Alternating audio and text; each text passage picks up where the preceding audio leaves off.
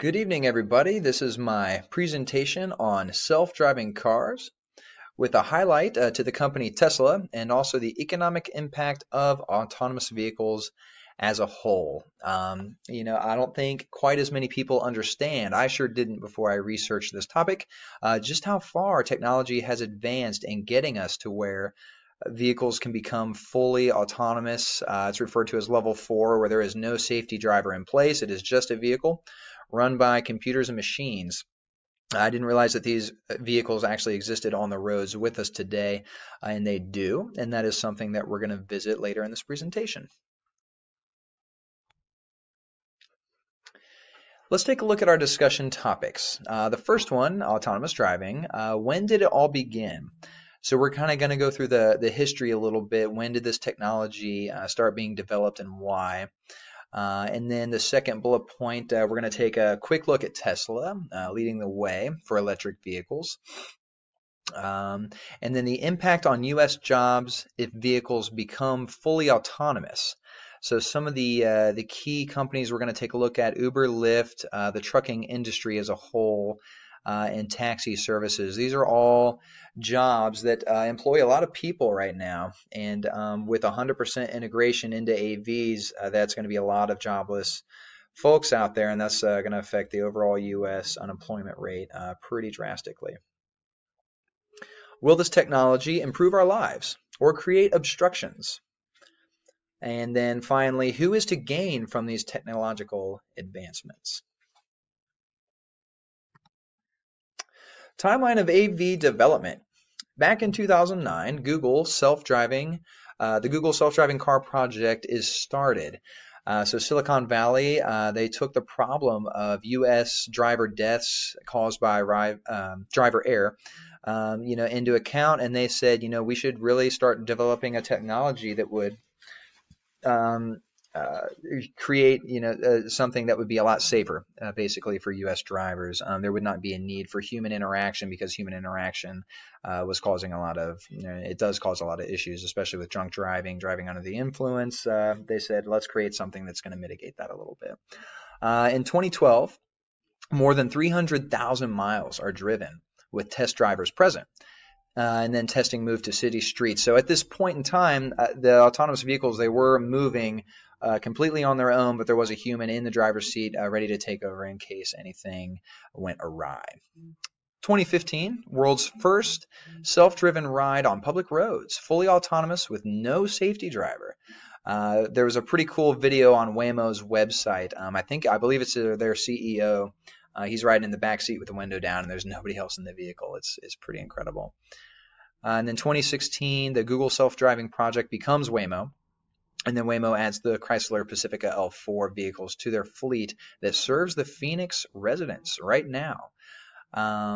It's pretty wild. If you check out their website, they've done so much with this project and this technology that it's a great benefit to their residents there.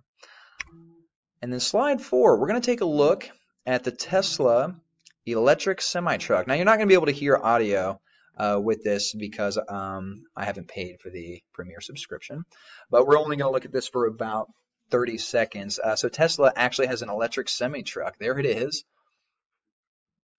And they're saying that the electric semi-truck is going to cost about 20% less to operate than traditional gasoline or diesel vehicles. It's going to have a significant range, and the carbon footprint is just so much less than traditional diesel vehicles.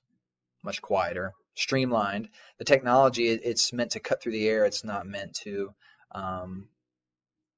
be kind of he describes it as a barn wall, I believe, and as you can see right there in that graphic, it's going to be a lot more aerodynamic. So that is pretty interesting that Tesla is going to go ahead and try to move into the trucking industry with that technology. So currently there are 3.5 million truck drivers within the U.S. So it's pretty simple to see, even if some trucking industry or trucking companies adopt these electric vehicles and then eventually into the autonomous vehicles, they currently have this out in Arizona. There's a refrigerator company that uses autonomous trucking, completely devoid of human drivers. Even if 10, 15, 20% of these become fully self-driven, that's going to put a lot of people out of work. And currently, there's a driver shortage, a truck driver shortage of 50,000 drivers, increasing to a potential shortfall of 175,000 by 2024. So these companies inevitably they're seeking solutions to this problem. Labor shortage is such an issue with so many companies right now, with everybody going to school and getting an education, which is great, but that leaves a lot of these jobs vacant and open. We see that a lot in healthcare, especially too, especially at the lower level, PCA, STNA level. That's kind of what I deal with. I dealt with it today. That's why I'm talking about it. But anyway, Uber currently 5% of rides hailed in Phoenix are autonomous vehicles. So their algorithms kind of similar to Netflix a little bit. It's a powerful algorithm that chooses which route is going to be safe enough for an autonomous vehicle to go ahead and service that route.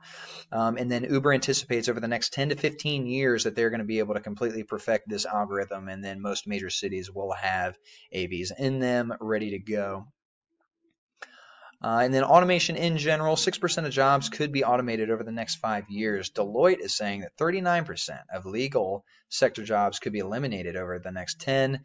And then here are some more jobs that are at risk: bank tellers, insurance underwriters, and financial analysts, all very quantitative, heavy jobs that could potentially be done away with automation. High frequency trading is a great example of this. Just in the investment world, supercomputers are basically whipping stocks back and forth at a almost light speed, and it's devoid of human interaction, and it's completely automated, and again, putting people out of work.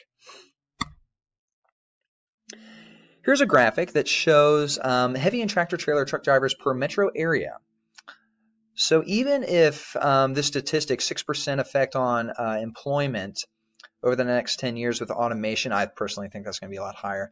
Even if it's 6%, major metro areas along with rural could be hit a lot heavier than 6%. So let's look at, Kansas, for example, 25,000 square there. Houston, Nashville, Los Angeles, New York City. In New York as a whole, 6% of 60,000, that's pretty significant. And even if it takes over a little bit more, if 20% of the trucking industry is affected, that's going to take out a lot of people in these areas, and that's not good. And especially in rural areas where these skills may not be transferable, or they may be the sole job in some of these rural areas to be a driver. If those people go out of work, it's going to be a lot harder for them to replace that with this technology. Let's take a quick look at pros and cons. Excuse me. Some of the pros: cheaper rides will be available with Uber and Lyft. They anticipate decreasing costs significantly to be able to offer cheaper rides to us. Lower costs for business in general, decrease in transportation costs. Again, with the trucking and the shipping, all of these variable costs that go along with having a driver in place. And having to pay them their wage, benefits that go along with that, 401k. I mean, it is a drastic decrease in cost for businesses who may wish to implement this technology. And then pros, you have more time. Cars could drive themselves to service stations to get oil changes. I personally hate doing that. Your car could just take off on its own and do it for you. People could read while going to their workplace. And some of the cons: loss of human control while you're driving. That freaks a lot of people out. That is not something I think that will be accepted easily by most. Government regulation, a big time con. Barrier to purchase AVs for lower class consumers, people who may not be able to afford these vehicles.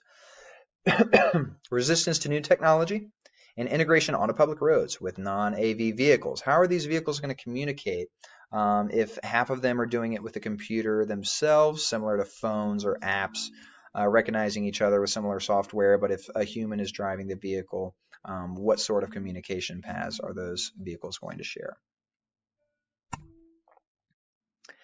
And here's an interesting thought: the moral implications. Which way would an AV swerve if hitting pedestrians was inevitable? Worst case scenario, terrible to think about, but if it was inevitable, what would it do? So let's look at an example. The car in front of you slams on its brakes on a residential street.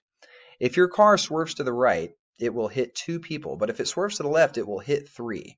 how would the computer recognize the situation and what choice would it make? Um, and this is kind of, again, a worst case scenario, but it's really something to think about once we let computers start making these life and death situations. Even if the situation was to hit the car in front of them, would the computer know to do that? So, I mean, that could get really dangerous really fast, and the computer would be totally liable for that. And then who is going to be liable for that computer's choice? Would it be the manufacturer of the technology, the car that it was sold along with? Lots of legal, messy issues, and then ultimately a loss of life issues as well, which is catastrophic in some cases. Some follow-on questions for this presentation. Will autonomous driving be accepted on a mass scale? Some people are saying yes, it's great. Some people, kind of like myself, I don't think this is such a great idea to do it on a mass scale. Something about it, just giving up that control to computers, I really don't think that's a good idea. And also creating a larger unemployment rate, that wouldn't be good either, in my opinion. And then, do you think the U.S. government will outlaw human drivers in the future? This is kind of interesting. I know an older movie, I think I, Robot with Will Smith, robots control everything, and then I think he's got a motorcycle with gasoline, and it seems strange in the movie, but I mean, that could be our reality within the next 10 to 15 years. So do you think the U.S. government will outlaw human drivers in the future? And then would unemployment go up or down? So one argument that I've looked into and the studies done is that the more automation that comes about, the more jobs will be created to replace the ones that are taken over by robots. So some people think there's going to be enough maintenance on robots, technology innovation, technical jobs, and some people think it's going to phase a lot of folks out, in particular the older generation. People 40, 50 and above, are they going to be willing to retrain? Will they be able to retrain and reacclimate themselves into a country where most of the jobs are highly technological, such as coding and creating robots and maintenance and just things like that? Or will they be able to transfer any of their skills into that? So yes, again, I do apologize that this has come up late. I was on call all weekend. It was a little crazy, but I hope you guys enjoy the presentation. I really look forward to discussing this topic further. Yes, I hope you enjoyed. Thank you very much.